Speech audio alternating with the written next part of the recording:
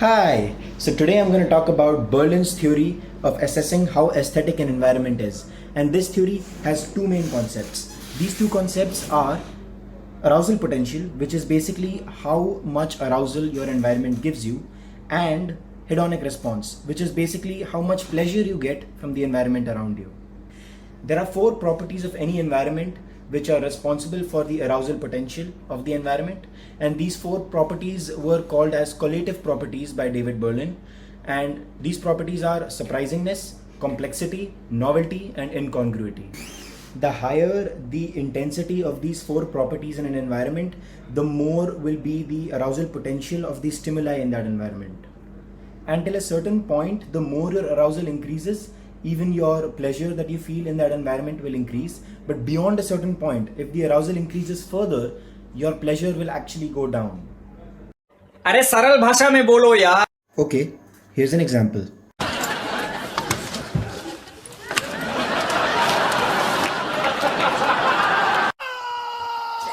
Yuck. Now that environment was not at all aesthetic. Because the intensity of the collative properties in that room was way too high. There was too much complexity because अनगिनत तरह के चीज़ें पड़े थे उस room में, and there was enough surprise to scare you away. And there was definitely novel because कोई भी अपना कमरा इतना गंदा नहीं रखता, not even me, and I'm not the most tidy of people. And there was also a lot of incongruity because almost everything in the room was out of place. Here we could see how extremely high intensity of collative properties led to extremely high arousal, which led to low positive effect and dissatisfaction or disgust, to be more accurate. Now this next example is a little dark.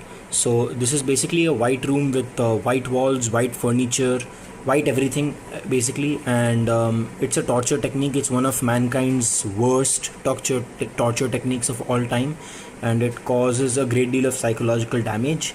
So what is done is a person is simply kept in this room, and the person could be kept there for months on end or days on end, and even one night in this room can drive you insane because a person is sensory, like there is so much sensory deprivation that a person craves to be let out because the person is alone here with just his or her thoughts.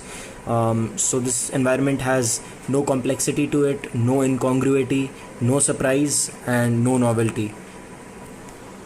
This is Ayers Rock, also known as Uluru in Australia, and it is very aesthetic and beautiful to look at.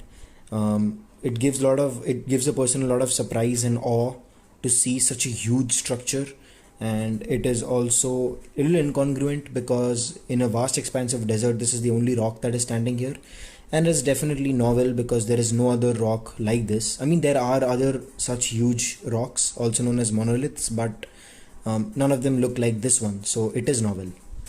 And here's for our final example.